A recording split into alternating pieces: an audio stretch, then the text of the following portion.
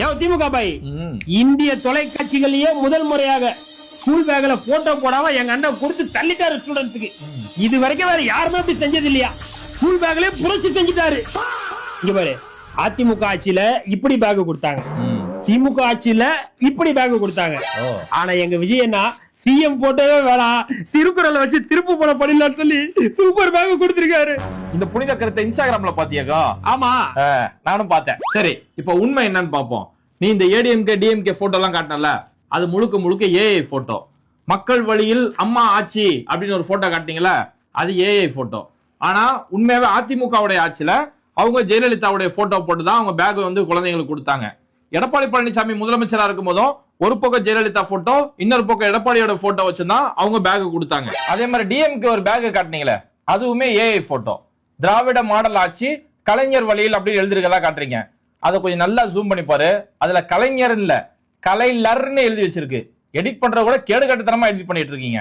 ஆனா திமுக ஆட்சிக்கு வரும்போது இங்க என்ன நடந்துச்சு தெரியுமா? 2021 ஆட்சிக்கு வரும்போது அன்னைக்கு பள்ளிக்கல்வித்துறை அமைச்சர் அன்பில் மகேஷ் பொய்யாமொழி சொல்றாரு, ஆல்ரெடி பிரிண்ட் பண்ண பேக் இருக்கு, ஏடிஎம்கேவோட போட்டோ போட்டு பேக் இருக்குது, இதை குழந்தைக்கு கொடுக்கலாமா இல்ல நம்ம புதுசா பிரிண்ட் பண்ணிடலாமா அப்படின்னு கேட்கும்போது, ஆல்ரெடி இங்க பேக் இருக்குது, புதுசா நம்ம பிரிண்ட் பண்ணோம்னா கிட்டத்தட்ட 13 கோடி ரூபாய்க்கு மேல அதுக்கு செலவு பண்ணணும், இந்த பணத்தை நம்ம கல்விக்காக செலவு செய்யலாம், அதனால ஜெயலலிதா போட்டோ இருந்தாலும் பரவாயில்ல, எடப்பாடி பழனிசாமி போட்டோ இருந்தாலும் பரவாயில்ல, அதை குழந்தைங்க கொடுங்கன்னு சொல்லி பெருந்தன்மையோட நடந்துக்கிட்டாங்க. அதுக்கப்புறம் புது பேக் பிரிண்ட் பண்ணணும் அப்படின்னு சொல்லும் போது கூட அன்னைக்கு முதலமைச்சர் மு க ஸ்டாலின் சிஎம் போட்டோலாம் அந்த பேக்ல போட வேணாம், வெறும் தமிழ்நாடு அரசோட முத்திரை மட்டும் போடுங்க, அதுக்கு பதிலா திருக்குறள் அந்த இடத்துல பதிவு செய்யுங்க, திருக்குறள் மட்டும் இல்ல திருக்குறளுக்கு கீழே பொருளுரை, கலைஞர் திருக்குறளுக்கு பகுத்தறிவு உரை எழுதியிருக்காருல, அந்த பொருளுரையை அதை இடம் பெறணும் அப்படின்னு சொல்லி மு க ஸ்டாலின் இன்னைக்கு உத்தரவிட்டாரு. தினமணி மாதிரியான பல ஊடகங்கள்ல இன்னைக்கு அந்த செய்தி இருக்கு. சரி, இப்ப உங்க பேக் மேட்டருக்கு வருவோம். இப்ப இன்ஸ்டாகிராம்ல வேகமா பரப்புறீங்களே, விஜய் என்ன திருக்குறளோட பேக் கொடுத்துறாருன்னு, அந்த பேக்கும் திமுக கொடுத்த பேக் தான். இன்னும் உங்களுக்கு சொல்லி ஸ்பெஷலா பேக் எல்லாம் பிரிண்ட் ஆகல. இதுக்கு கொஞ்சமாச்சும் பிராக்டிகலா யோசிச்சு பாருங்கடா. இந்த தாவேக அரசு வந்து 25 நாள் தான் ஆகுது.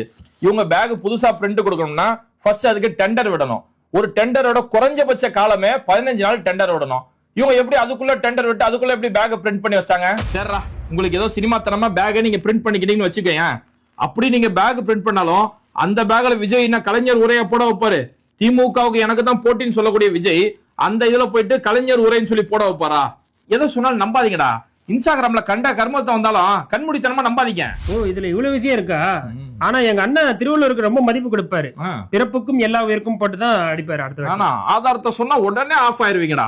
இல்ல நான் என்ன கேக்குறேன், திருவள்ளுவர் போட்டோவை போட்டு பேக்க கொடுத்துறாருன்னு சொல்லி ஒரு பொய் செய்தி இன்ஸ்டாகிராம்ல வேகமா பரப்புறீங்களே, இங்க திருவள்ளுவருக்கே காவி சாயம் பூசுனாங்களே, அத உங்க அண்ணா கேள்வியே கேட்கலையே. அண்ணாவை எப்ப கேள்வி கேட்க போறீங்க?